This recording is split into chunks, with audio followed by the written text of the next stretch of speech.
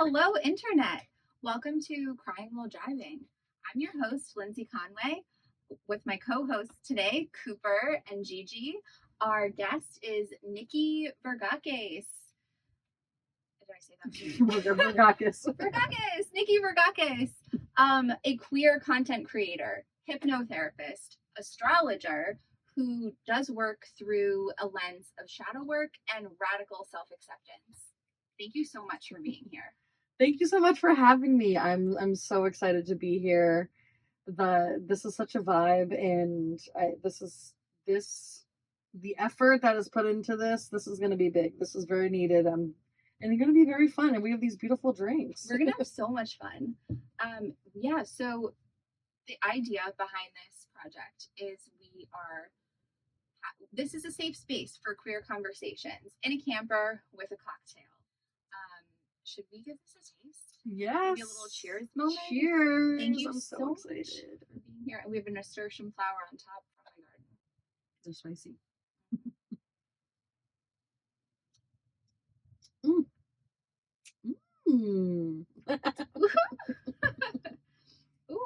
So excited. Ooh, I'm happy with that.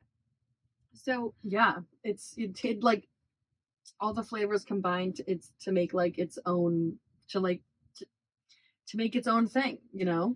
It's not too sweet. Mm-hmm. The peach vodka that we have, they were peaches from Little Compton down in Rhode Island. Also a note, this is a project that I'm creating with my girlfriend Andy, who is the tech person. She's running tech right now. This would not be possible without her. So thank you, Andy. Thank you, Andy. Thank you, Andy. But we picked these peaches up on a beach day this summer down in Little Compton, and this vodka has been infusing for like a month and a half. So made with love, certainly. Homemade. Everything's homemade here. Everything's homemade here, of course. It's that salty and the seasoning. I've never heard of that before, seasoning your cocktails. Yeah. Why wouldn't we season our cocktails? We season everything else. So yeah, thank you so much for being here. So excited. So we met last summer. So we should. I was like, we have a meet cute. I would love to hear. I mean, yeah, it's very funny. We did have a meet cute. So, we met in Boston on a lesbian cruise in the Boston Harbor. I was there on a blind date. Why were you there? Oh my God, you're on a blind date? Oh my God, wow, iconic. Wow, so iconic. I was there with my friend Carly, and was that your first Sapphic Nights event? Yes, that was my first event from that, like the people that, because that company that put, by the way, today, September 12th, is the opening day of the bar that the people that put that event on opened in Boston. Danny's. We have a trip plan. You have to come. Oh my God, yes! I'm thinking of checking it out Saturday, but I'll go to all the day. I want to go a lot. We should go. My birthday's coming up at the beginning of October, and this is planned to launch then. So we were thinking like opening, lesbian bar, podcast launch, birthday, all the things, extravaganza. Oh my God, yes. Perfect. Okay. Yay. Perfect. So yes, we met on that.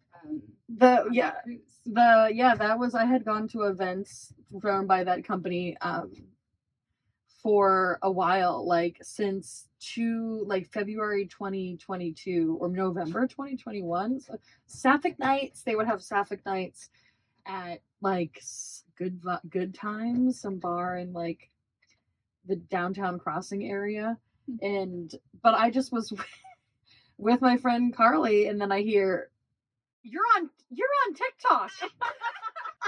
Oh my God. I sniped you from across the boat and like hemmed and hawed over whether to approach you. Mm-hmm. So before that fateful day, I had consumed probably all of your Gaylor content. Which is funny because I thought you were going to say about my other content, but when you're like, you're a Gaylor, I was like, oh, well, yes, I do also do that. Yeah. So for anybody that doesn't know what a Gaylor is, Gigi. Oh, no. Oh, girly. We're not going to do this. Girly pop. Okay. Okay, woo. That was a close one, girl. We might need Andy to grab them. So yes. Yeah, So Gaylor content. So Taylor Swift fans, but there's a whole other subset of Taylor Swift lore. Gaylor, oh my god. Sometimes just because of like just the conversation around her, and also like Gaylor in general, just how much backlash there is from the straight Swiftie fans. I'm like, oh my god, we're talking about it in public. But I love talking. I love it. Please, yes. This is a safe space for queer conversation. Yeah, exactly. So if there's anywhere to have this talk, it's right here. Yes, it's so funny because I've been making the content about healing. Well, I started off with social media and like marketing content, and then like astrology and hypnotherapy and healing content, and then but in March, the March before, that was in August right before my birthday, the March before us meeting, I just was like, I had been on the Gaylor rabbit holes since read Taylor's version, since they don't know how much I miss her. That was my intro. Wow.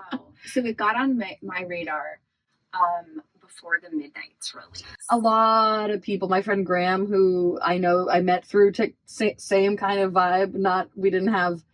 They didn't track me down on a bus. Came in around that time. You are my queer's ricochet. Oh my god, I follow you. That's my queer's ricochet. So good. So I had been consuming, which maybe I don't know if we actually also want to give a little insight as to what it actually is, but like Gaylor content for a while, and then March I made my account, and then the Maddie Healy stuff happened in May 2023, and I was like, well, here I am. And then we met. But it's basically queer readings and interpretations of Taylor Swift's work, but also with the juncture that she herself is queer as well. Yeah. That's really it. You can take it as far as you want. I do personally think once you start learning about queer culture and consuming her work through that lens, I don't know how you could explain some of the songs like any other way, like how the narrative would be anything but what we think. Yeah. But that's the beauty in art and music. It's open to interpretation. There's especially because like especially because there's some narratives that actually, even to the people who believe everything we see about her is true, they're like, there's a lot of stuff that actually doesn't make sense for them, but it all makes sense under the Gaylor guys. So hey, I always I'm not the one making the songs, babe. I'm not the one wearing these outfits. Like, I love how you always say you're an observer. You're just observing. You're just observing and interpreting, and I'm here for it. So if we could pivot though, I have so many questions for you. So a big part of the work that you do is through the lens of shadow work. If somebody's never heard that term, could you explain a little bit what that is and how you incorporate it into your work? Yes, great. Yeah, because it's interesting. I feel like shadow work has become trendy a little bit on, like, there was some like TikTok journal that went viral, but it is one of those things where you could hear the phrase and think it's something completely different. And so anyways, how I describe it is like, it is facing and embracing and then eventually transforming, like taking it as one thing and turning it into another. Your judgments about yourself, about others, the things that you're not proud of, for example, I was talking in like a business group that I'm in, about my feelings about my content. And I was like, the way that I was talking, I realized I was like putting judgments on my own content. And then now, because, you know, I am like fluent in it, I'm able to be like, oh, I have shadow around. Like I was judging myself for not selling like hard enough or like consistently or having like my content being strategic enough. And the way that I was putting judgments onto it, I was like, oh yeah, I have shadow around consistency, and like being wishy-washy, half in, half out, which means that what that means is there's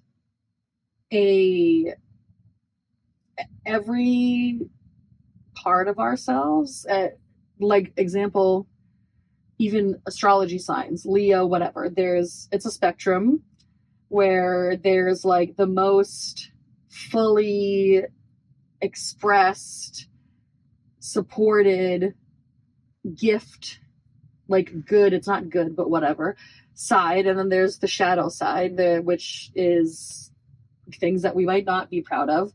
So for that the understanding of the difference of shadow work is that there's a part of me that the shadow side is like being wishy-washy, and then there's another side of that same thing that is committed. That is very committed. So that like, okay, so I'm all the way over here. Why am I not being committed in this? But also that is usually something that we would judge other people. It's, you know, it's really, it's breaking down projection. Is shadow a synonym for shame in any way? Shame is a part of it. Okay. Shame is a feeling, and shadows kind of, yeah, just describing the other end of the coin of like, yeah, shame is like, so a very introductory prompt that I like for shadow work is, who is someone, a celebrity, influencer, creator, author, some public figure that you like hate, follow, or that you makes you feel uncomfortable and makes you feel cringe. You're like, oh, there's something off about her. There's something about her. That is so interesting. And like, what is it? Okay, now that thing, when do you do that? Right. Because I bet you do. Yeah, where's the projection? Okay, well, thank you. So how does this go hand in hand? What is hypnotherapy? And so how do you combine all of these pieces? Yes. Yeah, this is actually so helpful because I'm actually trying to figure out like a lot of my messaging and branding now. Anyway, we're digging into it today. So that's great. Because so like the purpose of facing this is that I believe that like the thing that we're afraid of being or doing is actually probably like if you work with that, is a gift. Like if I don't want to be uncommitted, if I really commit myself to something, that could be huge. That could be really, really great for me. And that is like, and I keep using the word committed because there's like an astrology related system called gene keys, and the gene key 29, the word is commitment, which is like attached to my sun sign placement. So it's like very important for me. And so like this, all of these systems, astrology, human design, gene keys, it's so much information. That's a whole other part of what I do. But so the purpose of like facing this, like is the only way out is through. I truly believe on the other end of working with your shadows and facing the stuff that you don't want to face about yourself is your happiness. Is like a lot of people come to me after they probably have had like some previous life, and then they've had a moment where they couldn't do that life anymore, whether it was like an identity or studying something or a career or whatever, and they had a moment where they couldn't do that life anymore, and now nothing makes sense anymore because they're not like living in to make other people happy. They don't know. It's a clean slate. The world is their oyster. That can be terrifying. Yeah, so that's really like where people find me. So hypnotherapy is a tool to do all of this stuff. Because a lot of the stuff that to do this work, to either get an answer to a question or something that you're struggling with, or like, I keep repeating this pattern, I keep doing this thing that's not good for me, or I keep I know that I'm not meant for this career, but I don't actually know what I actually want to do. And that's usually hidden in shame. Like, you feel your potential shame is stopping you from actually doing that thing. Right, we're back. We're back. Took a momentary pause, and we have a Gigi. We have a Gigi. And I actually have a question for you. So with the hypnotherapy, I was explaining like how actually, and so you're breaking into somebody's subconscious, looking for answers.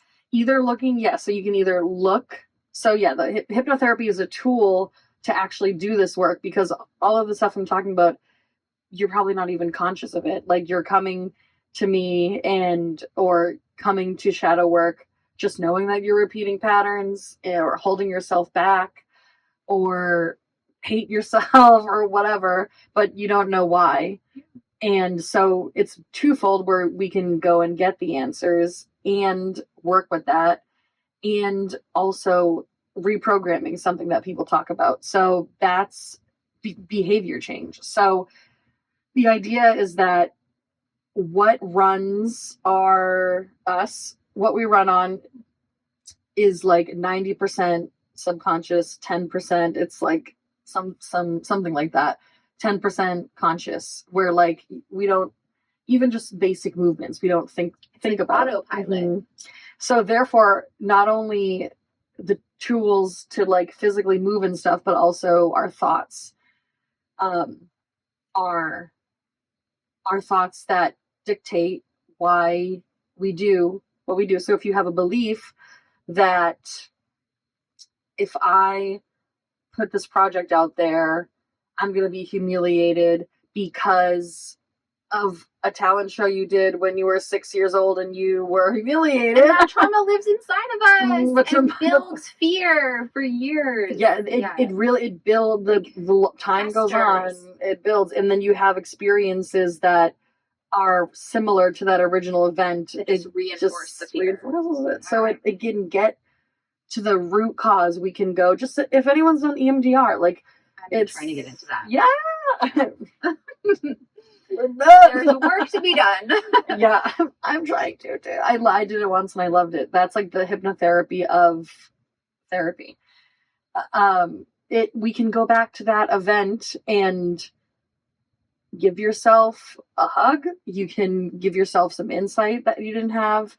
You can stand up for yourself. You can like, it's usually metaphorical what we do in there, but it translates to real beliefs of like, it's safe for me to put this project out, XYZ. And by addressing the root cause, like the bottom of the tree, you're helping loosen the story and the narrative and the belief that has been so strong. And so people report like, oh, I listened to this, because either I do it live or hypnosis tracks. And people would be like, oh, I listened to this hypnosis track, and then the next time my partner and I were discussing this certain subject, I didn't get as triggered, and I was able to name my need or whatever. And it just, you don't even kind of realize. You do something without thinking. You do something you're afraid of without thinking twice about it, is like the effect. And that's the outcome of subconscious reprogramming. That sounds like such a useful tool and something I could utilize in an area or two. Mm-hmm. Certainly. Most of us, I do it on myself. And so how long have you been doing this work? I studied this all in like a certification where I got like 5 certifications. They're all related. Of hypnotherapy, success in life coaching, NLP, which I don't really identify with that framework. That's, if you Google it, it's weird vibes. That's where it gets into like mind control. Like, I don't think it's totally, but hypnotherapy's not. Yeah, my teacher was like, we do not claim.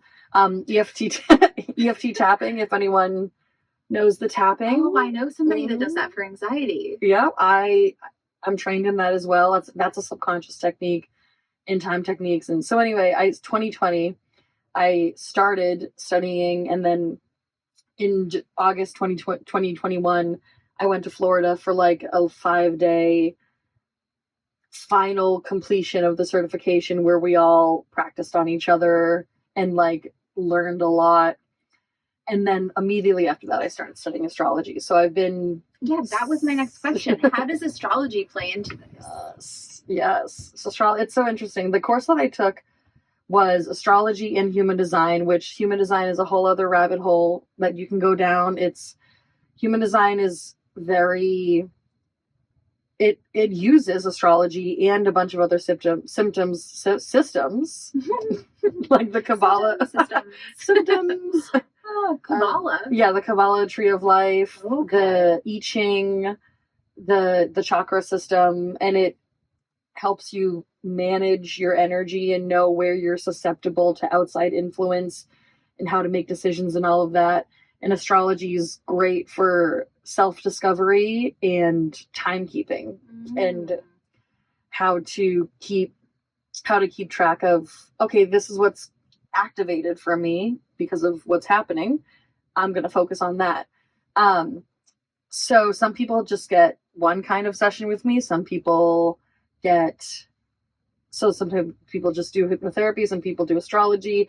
I like both of these tools because if somebody's coming to me with that question, for example, of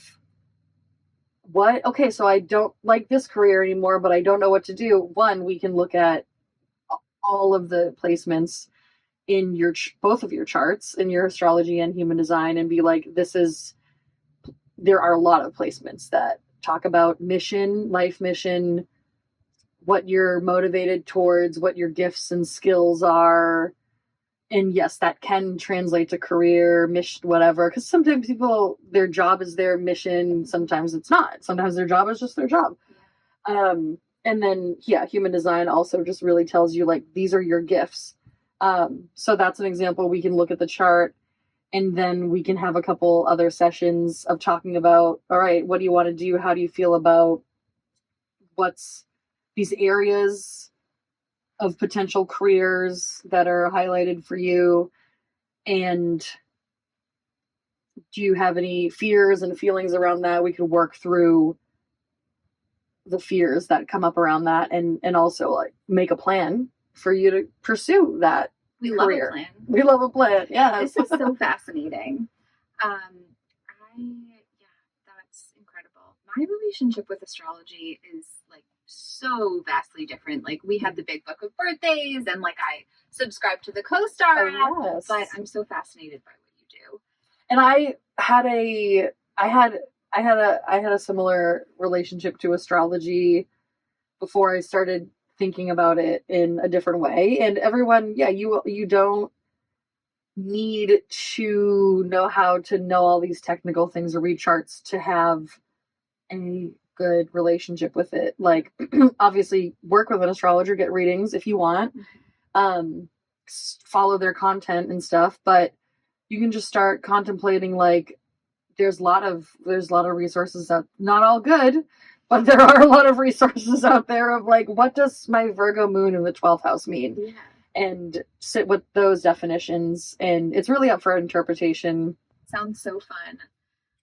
All right. So if we could address the elephant in the room, what is your relationship to queerness? Oh. And when did your sexual identity reveal itself to you? Ooh. If you will. Yes. Okay. Yes. Well, so 2017 is when, like, May 2017. Yes. Was it May or was it 27? But is when, like, when it was like so quiet and like it was so repressed, and then all of a sudden I just was waiting for like one thing to be like, all right, yes, that's me. Yes, I am. Just like having a crush on someone that wasn't, or like finding someone attractive that wasn't I had obviously, like, I'm sure I had done that. It was so repressed. It was like not as repressed. And I was like, okay, great. And I was surrounded by I was friends. I went to Catholic school, kindergarten to 8th grade, and then went to regular like public high school. But in the college, I was my friend group was the gays. We've talked about this. Like Yeah. you were in that community. I as, was like the token straight. Yeah, they were like, oh, the token straight. Yeah. And I was like jealous. I was jealous of my queer friends because of they were gay. Real, that was like one of the things on like the lesbian master doc that I was like, wait, other people aren't like, don't think that gay people are the coolest? Like straight people don't think that? Yeah, I was only consuming queer media. And yes, and then yeah, literally the month that I graduated, I was like, college. Yeah. And then I told my friends, and yes, they were like, oh, so happy, congratulations. They were like, yeah. Some of them. The gay ones were like, yes, well, yes, congratulations. Yeah. We've been waiting. Yeah, yes. And then I think it actually was 2018 now that I remember. And then I told, so it was a year after, but still. And then I told I was in a relationship at the time with a man. And I was like, long-term relationship, right? Yeah. A long-term relationship. That was like 2 years in, and we dated for 5 years. Yeah. And I was like, oh my God, he's going to break up with me. Oh my God. And he was like, well, yes. Why would you think I'd be mad at you? Best possible outcome. Yeah. Thank goodness. So that was not the end of that relationship. No. No. So how much longer did you stay together, and did it change the relationship at all? Did it open it up? Like, how did you handle that spicy new detail? Yeah, because I definitely had the feeling that I didn't want to die without experiencing something queer, right? That more than queer platonic friendship and queer joy and like all of that. And so, funnily enough, my ex was with peace and love, a very interesting guy, very chill, but also very interesting. And literally, like, I think this must have been like literally like after lockdown, like April 2020. We discussed opening up the relationship. We were living together. So what a time to do that. What a time. COVID, baby. Yeah. Changed everything. Yeah, truly.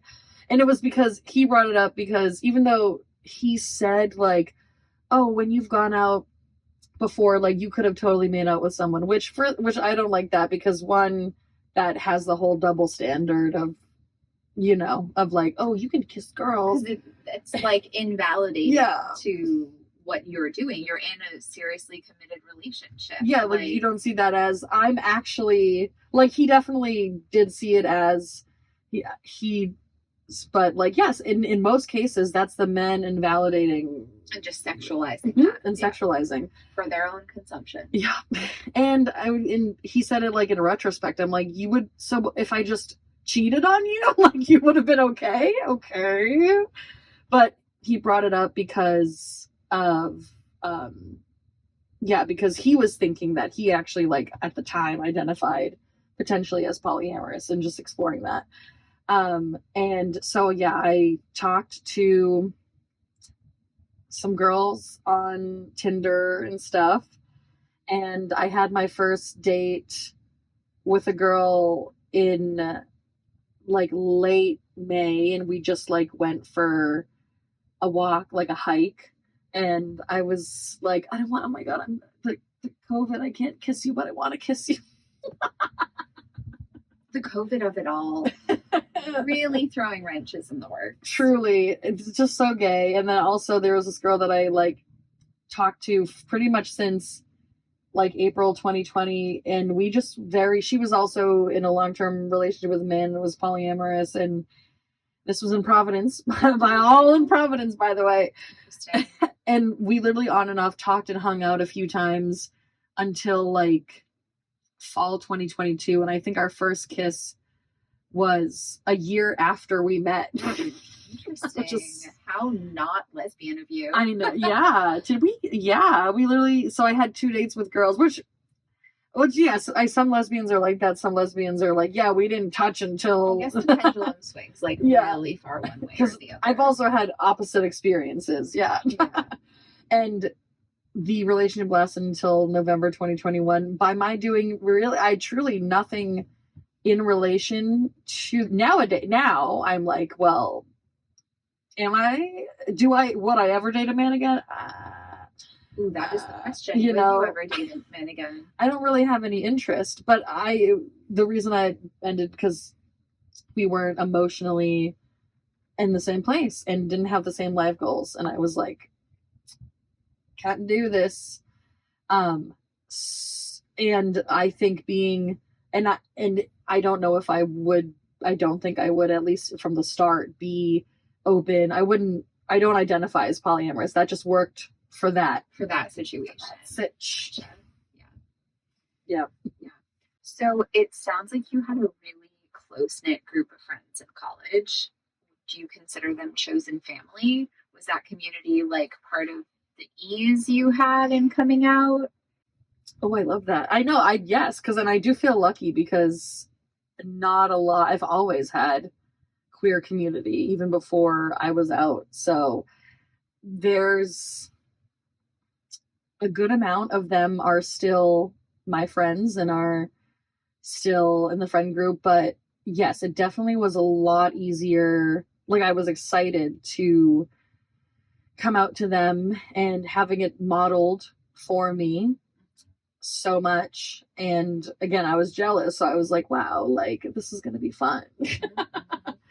And it's not all, obviously there's lots of stuff in the world and life that I've dealt with, but it also was, so that was very helpful. And yeah, a lot of them now, it's been like I've been friends with them, some of them for 11 years, which is wild. So that's definitely a chosen family vibe. Yeah, they sound like wonderful people. When it comes to your like biological family, do you think that any family dynamics played into taking time to like figure yourself out? Do you want to talk at all about comp-het? Was that a factor for you? I know it was a really big barrier for me. Yeah, I would love to talk about comp-het because what does it mean to you? Yes, it's like family, but also kind of the extended world. Mostly growing up in the Catholic Church, going to being in a high achieving Catholic strict environment, kindergarten to 8th grade. And that is why it was just like so repressed so much. Like, I remember in high school, I was on cross country and I was either a freshman or a sophomore. Well, and like, yeah, definitely continuously just always like catching myself when stretching, like looking at the other girls and being like, nope.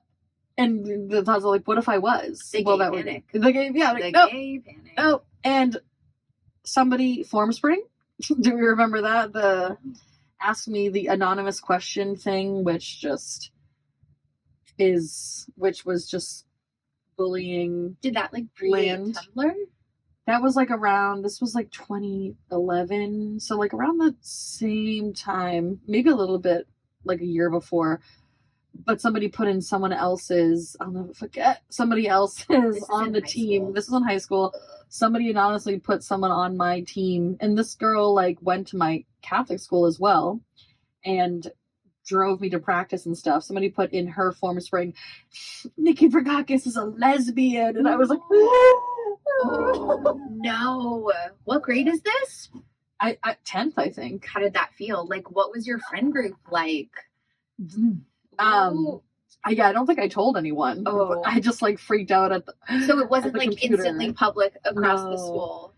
No, I was like, who's gonna see this? Like, she was pretty popular. So, and because she answered it, you have to submit it and then you have to answer it to be published. So she was like, ha, I don't know, ha ha ha. Like, thank God she wasn't like mean about it, but she also could have not published it, But she published it. And what does that mean, publishing it? Like, people basically would come home from high school, and it was actually blocked in our high school, so they were trying to go on during the day and read what people submitted to other people's form spring. And it was usually like, it was like, ask me anything, juicy questions. So people saw that.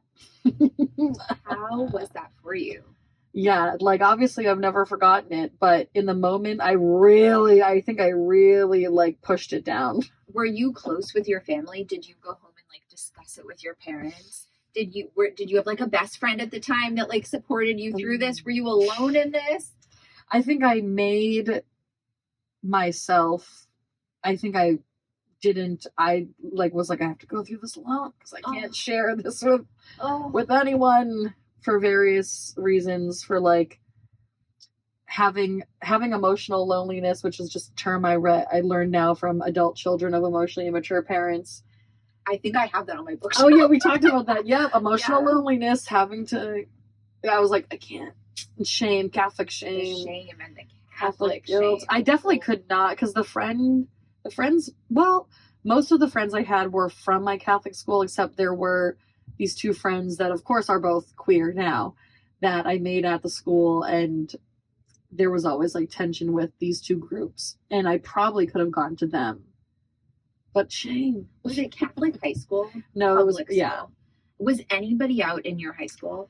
There was, yes, there was there anyone in my grade? There was 2 in the grade above me. There was like maybe a guy in my grade, yes. Oh, what? No, oh my God, I'm so sorry. So sorry, Sarah Karpinski, if you're watching. I saw you at Pride last year and said you're the legend, you're the OG. Oh my God. Sarah Karpinski and Jen Dowling. Jen Dowling, I knew her from Catholic school, so there were 2 lesbians in my grade. Now there's, and they were out in high school.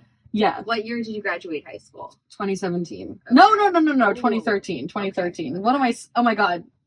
That was 2013. 2017 is college. Gotcha. Yeah, interesting. In my grade. Nobody out in my high school. I graduated in 2010, and there were like 2 boys that you could like tell, but like weren't out. But that was it. So nobody was out. And so Nikki also grew up in Massachusetts. Yeah. So very liberal state, but how times have changed. I was, because my friend and I went in Providence to the Chapel Roan dance party at Askew. Jealous. It was great. You were at Askew. Yeah. We have a guest coming on soon that plays there. We should go. So oh my God, yeah, let's go. It'll be so fun. But I was like, my friend and I used to go to Askew when I lived in Providence all the time from like 2019 to 2019. We were heavy hitters.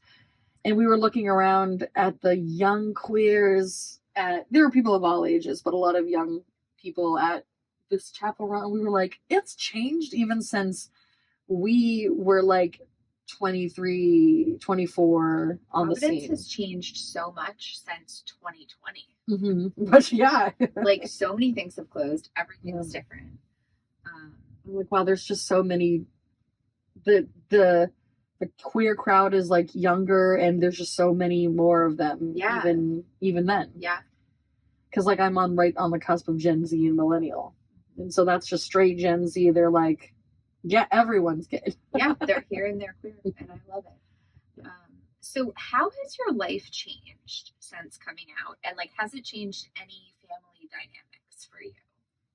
The family stuff has been interesting. I came out to my mom first, literally, it was June 2019, because I was going to Pride and I wanted to post that I was at Pride and I was wearing a bisexual shirt. So I was like, let me at least tell my mom.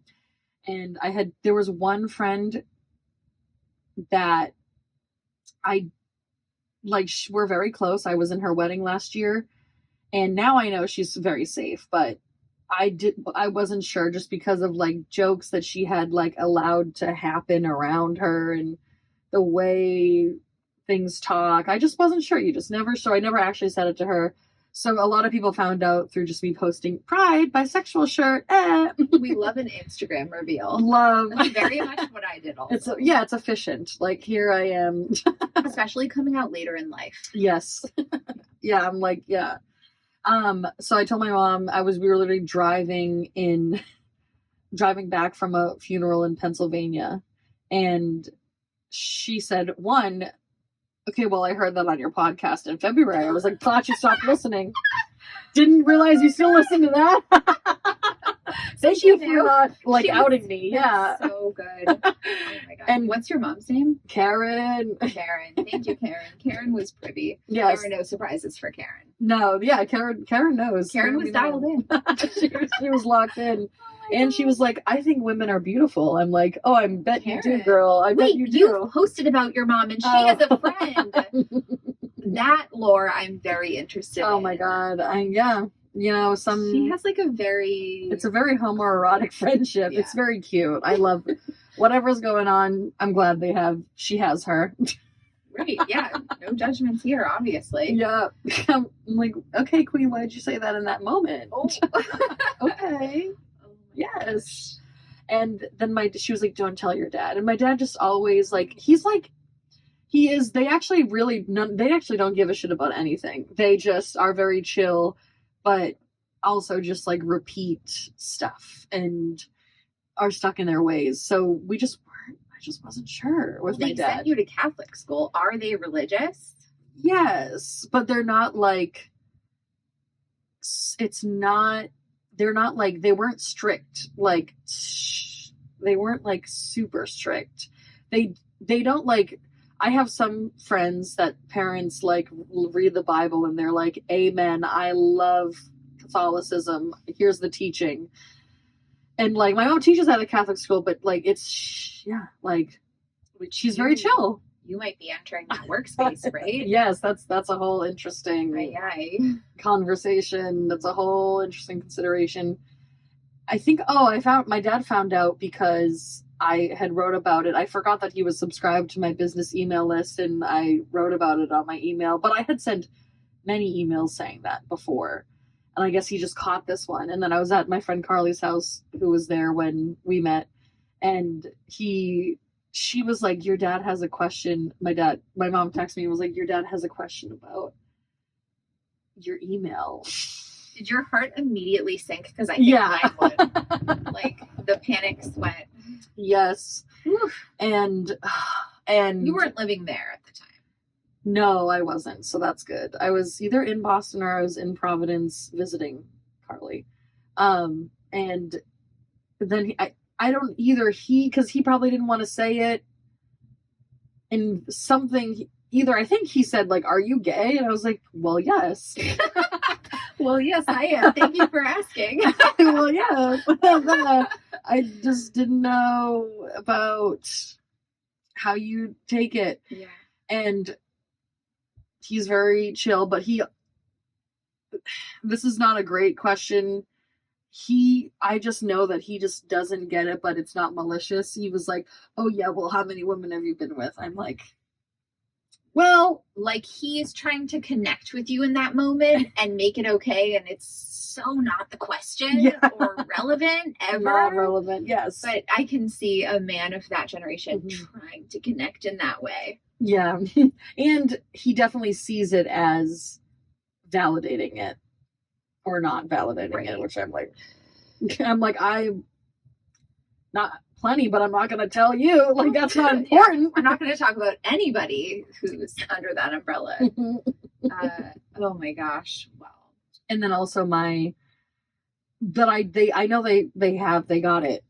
They got me because my uncles are weird in general and about it. But I guess my uncle to my mom one time was trying to say some wild shit when she was over there trying to help him with something else about saying stuff about me being queer, which I don't even know how he found out. Maybe I don't know, social media, someone told someone, whatever. And they defended me. They were like, don't say that, Tommy. Don't. Karen, thank you, Karen. So Karen's coming to bat for you. She is. Thank you, Karen. Wow. All right, so a major part of your brand is radical self-acceptance. As somebody who is pansexual, what are your thoughts around inclusivity in queer spaces and any like panphobia, biphobia, body image phobias? Like, how do you feel about these things? Have they impacted you? And how does that like relate to the work you're doing? Ooh, yeah, I know, because that's interesting about the work I do, that it really relates to everything, especially just like the state of the world, like just relates to what I do in so many ways. And the state of the world, this actually has to do with my thoughts on panphobia, is we really, I spend a lot of time online in general, and also for my business, and also we see a lot of this in if you dare enter gayer spaces online. Put on some armor if you do. Literally, please prepare to be attacked on every side possible. This alone could start a war. And it did. Somebody wore that her. to an Eras tour, I think, or like it was a different version of that. And yeah, the Hitlers, which are people that will die on the hill that Taylor Swift is straight and will be homophobic under that guise. We're like shitting on someone wearing that, but only on Twitter though, not in real life, of course. I did have to wear my Gaylor shirt for today. Yes, I love it. But yeah, everything you're doing relates. Mm-hmm. Like, yeah, the online. I think about like the online culture in terms of biphobia and stuff, because that's one of the discourses on TikTok, Twitter, Reddit, Instagram, that just like cycles through. People are bored. They're like, let's talk about biphobia. Let's talk about how bisexual girls with boyfriends actually should all die. Yeah, you don't exist. Make a choice. It's awful. It's so intense. I think a lot of it, because there's also, which I can't really land on somewhere with this, but I do enjoy the widening of the term lesbian, just from sense of like, and just queerness in general, whatever, just in terms of like decentering men. And I think decentering men cis het men is a big part of this. And you can tell when someone who is bisexual has not, but I'm not going to take that as like a reason to shit on them. Like, I'm like, she's on her journey. That's where she is in her journey. Yeah. I probably when I was dating my ex, probably 4 years ago, I don't think I ever did, but I could maybe see myself saying or thinking it's okay to say like, I like all women and just this one guy. This is my perfect golden retriever little boyfriend. And a lot of times if you do say that, because that's actually kind of like, that's not, I don't know if that's not bisexuality, but like bisexuality, there's a lot of shadow that you have to do to like fully own bisexuality, because there's going to be like guilt that comes with associating with men potentially, because of how people talk about it and because of how their actions are. A lot of men's actions are in the world and their impact in the world. So you basically really should not feel like you have to apologize for being interested in men as well as women. But I can understand with the culture online why people would feel that way, and then in that case it's just better to like sit with those feelings than be like, it's okay, I actually am gay. Like, when you're trying to prove anything, and I know that that's a reaction to hate, and just even I'm just very susceptible to seeing things, and I've seen people say stuff and then I've been like, I can't ever say that I like that thing because someone's criticizing is that so. But like, I think it's, but I really appreciate, and I hope this for all bisexuals, that when a bisexual just owns it. Like, there's an account, Femiao, Oh, yes. like she's like, Yep. she's like, sometimes this guy's tying me up, sometimes I'm going on a date with this girl, sometimes I'm thirsting over what's his the Pedro Pascal, sometimes I'm She's thirsting. owning it. Yes, Yeah. I'm like, look at this. See, Yeah. yes. That's how you do it. I could see how there's a lot of shadow in just Mhm. existing in that gray area to begin with. But you have to own it. Yeah, I've never Want what you want. like, I know there are a lot of people whose brains, and I see this, like, whose brains really just operate more in black and white. My brain operates more in the gray, so I'm like, what's the problem? Like, why is that? And a lot of times those people threaten attacking bisexuals are insecure for whatever reason about something. There's probably because if you are associated with a man, or even if there's a chance that you're associated with a cishet man in the patriarchy, you're going to have a little bit more privilege. And as someone, or like, you can appear to have some, you can like switch in and out. At the end of the day, a bigot is going to be more comfortable, unfortunately, with that bi woman than a lesbian. So, it makes sense as to why resentment would build up. I don't think these people understand that they are harboring resentment. That's why they're being hateful. But it's just, and it's unfortunate that it just comes out as like, you're not gay. Yeah. Which, oh my God, when I was more so identifying with bi, I was living with someone who was very much like that. And I was like, oh my God, yeah, I'm a This like pressure to make a decision. Yeah. I was like, I guess I'm a lesbian. Oh my God, all the pressure, all the time. For me personally, decentering men was a huge obstacle I had to overcome to realizing, oh, wait, I'm a lesbian. Because I came out at 22 as bi and continued to center men for 10 more years. So breaking that down was really life-changing for me. I recommend everyone do it. Start decentering men in your life today. You're already, by watching this, yeah, welcome. You're already decentering men. And in the media, a lot of it's a journey to decenter men. That's why I haven't read the Lesbian Master Doc, but that's what it kind of, a big part of it. I'm gonna pick it apart here because it was so helpful for me. You should do an episode. So we're gonna go through, I think like bit by bit, not the whole thing. That's a huge undertaking. But highlights. Yeah, the highlights and at least the parts that help me realize my sexuality. We're gonna go through it for sure.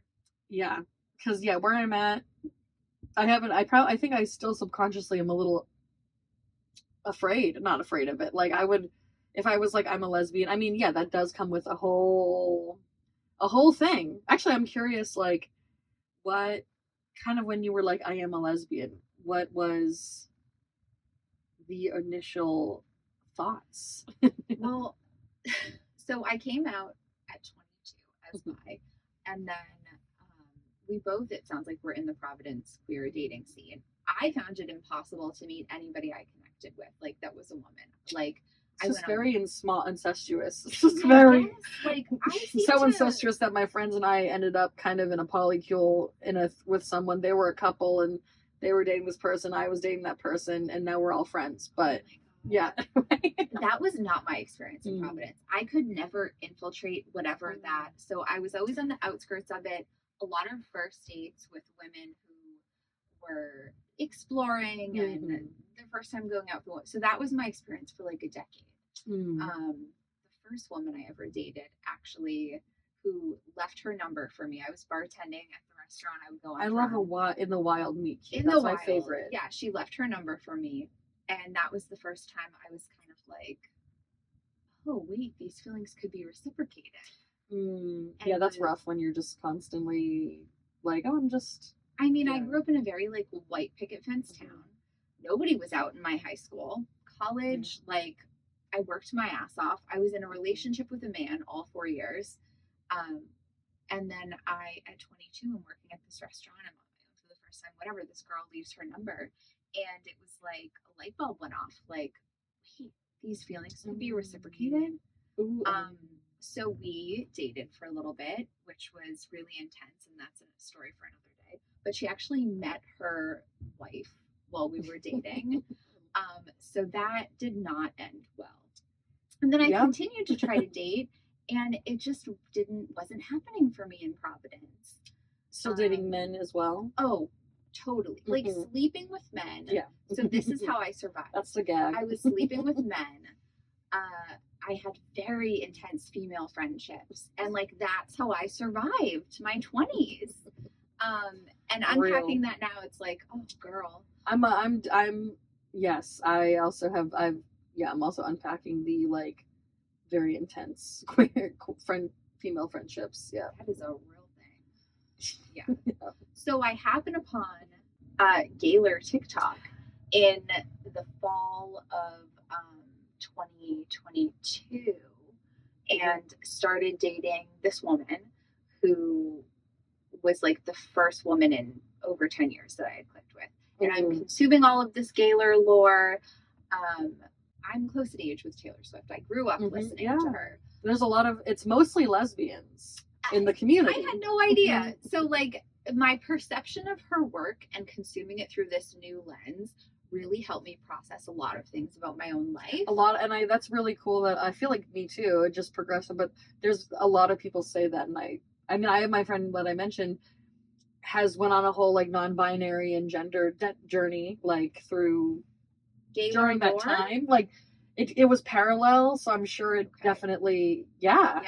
Well, it was your content. Oh my God. I consumed so much of it. It's so cool you're made here. Someone a lesbian. You definitely helped, and so that pushed the TikTok algorithm. That pushed me into like the lesbian master dog, and it pushed me onto lesbian TikTok. And the rest is history. Here we are. I love how many people at TikTok has made a lesbian. Not made a lesbian, but you know, TikTok, seriously, made them come home to themselves. Yeah, it helped me realize so many things that like were there, I was ignoring. So yeah, for you it was like, this just makes sense. This like, clicks. it was like, oh wait, oh dear, yeah. Just peeling back the layers of that onion. Yeah. Because I think the thing that trips me up is, or not trips me up, because even if I did identify as a lesbian someday, like I still would be like, I have lots of love and reverence for my ex. Yes. Like but it just helps. He was a very sweet boy. Wasn't that it? Because I know it would be a lot easier if he was, because I've dated asshole guys for sure. For sure, they were all like that. But now, whenever I think about it, I'm like, I'd fuck whatever. I'd fuck a guy. I don't fucking care.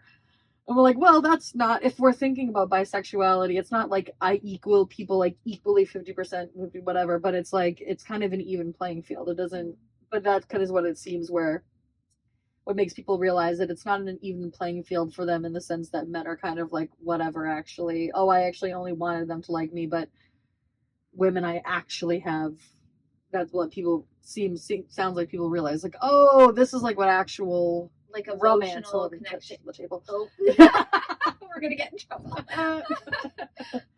Emotional. Like, the emotional connection can be so different. And like, I dated men for the first like half of my adult life and had an amazing high school boyfriend, amazing college boyfriend, and like unpacking that now. And I had a conversation with the last person that came on, and he so beautifully described compet.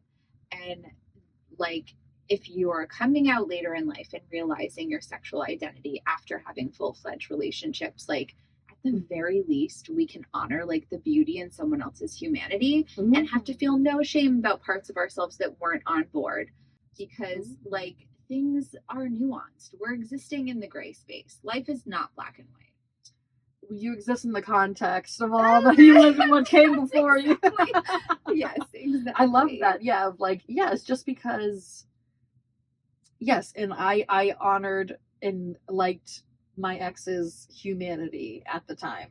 Right. And yeah, I think that actually is really healing. That's shadow work. That's shadow work too. We're doing it right here today. Yes, to like honor the parts of yourself that weren't on board, because you probably have felt guilty about that. And we don't need to feel that guilt. Yeah, that wasn't the right thing for you. No, that's we were, okay. like operating on whatever level of consciousness, and we have more available to us now. We did the best we could with what we had. Exactly. That's a big shadow work phrase. Oh my God. Yeah, that resonates so deeply. Yeah. So what do we think? What do you think? The best parts of being queer, what are they? I think that it's like, it really is a whole freedom, just in so many senses of the word. Obviously, knowing that it's like inner freedom. You don't always get freedom in the world as much, but inner freedom to be free from whatever identity that you felt you had to take on, or you literally had to take on to be safe, or just that you just subconsciously were like, well, this is life. You can look and be and do and be with and be friends with and live. It changes people's, the more you lean into it, it just changes people's whole life. Like, your definitely whole your whole, becoming open, yeah. to possibility, open to new ideas. That is the thing of, like, yes, openness. And there are queer people besides like the biphobia. There's unfortunately anti-trans lesbians or gay men, like whatever, and a whole movement of that. And like, you're gay. There's definitely gay, and then there's queer, like culturally, like mentally, like you're gay, but to me, the whole point of this is to be open-minded, open, and it's some like annoying straight people could interpret that as like, oh, they think it's all about sex, when it's part of it, but it's really not. Straight culture is all about sex, actually. Yeah, 100%. I'll tell you that. So yeah, freedom just to be and do and think, whatever, and community, and because there's just a different connection level of closeness with someone when you're both queer with any kind of relationship. Yeah, whether it's romantic or chosen family or what have you, or a beautiful new friendship. Yes. Hey. Yes. Yeah, there's an instant like, oh, okay. Even if I just met someone, I'm like, you're a safe person. Yes, you're safe. And knowing who is safe out in the world. A big part of it. Belonging. A lot of people didn't have. I had physical belonging. I had groups of people, but I never really felt actual belonging like I did once. I mean, even before once I was at queer communities. Is there anything you do like queer flagging? Like, do you incorporate that into your like look or style in any way? Is it something you've thought about? Yeah, I just definitely, even if I'm wearing, I think it's an aura. Even if an energy and an aura, yes, number one. Yeah, even if I'm just in athleisure, I'm like, well, I septum, but it's hard nowadays. Yeah, there's some straight girls rocking it. They're rocking a lot of, I would say, like, but even like even just like my bracelets and necklace, like whatever. There's some straight girls that are rocking it, but what I always say is that queer people are not afraid to wear something that's actually ugly, as opposed to like normcore ugly. Like, we will lean into a vibe, regardless of anybody else understanding the vibe. We'll lean into it. I don't need straight men to understand my vibe. I don't need straight people to understand the vibe. I'm like, I am gonna commit to this bit. Yeah. Yeah, 100%. And like saying certain, again, nowadays, especially with pop culture, like you can't just say Chappell Roan because everyone loves Chappell Roan. Like, But even girl in red, like maybe, but like yeah, in some instances saying stuff like that as well. And yeah, Dropping the pop culture, gay flagging. Okay. When it comes to dating, I want to know, do you prefer to be partnered, casually dating, single? What season of life do you find yourself in today? And since we both have Venus and Virgo placements, I really want to know how that manifests in your dating life and what that looks like right now. Venus and Virgo. Venus yes. and Virgo. Yes.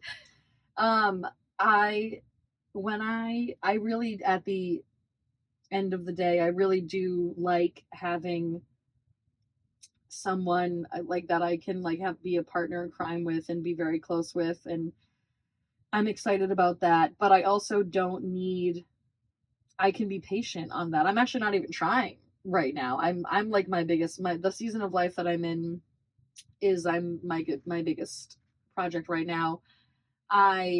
It's also hard for me to be casual as much as I'd like to. Interesting. But it is hard for me to, so right now I really love the idea of like a fun date or like a fling, or like we meet someone and out at night or whatever, and we just have a good time. Not even necessarily one night stand, but just like, oh, we're just dancing with each other or whatever. You love a meet cute. I love a You had a meet cute last year at the coffee shop. I did. That's what I was gonna say. That like, because that was the last like thing that I had. But yeah, that went on for a year. Oh the meet cute went on. And then the actual dating lasted like 2 months. But so that's where I'm at.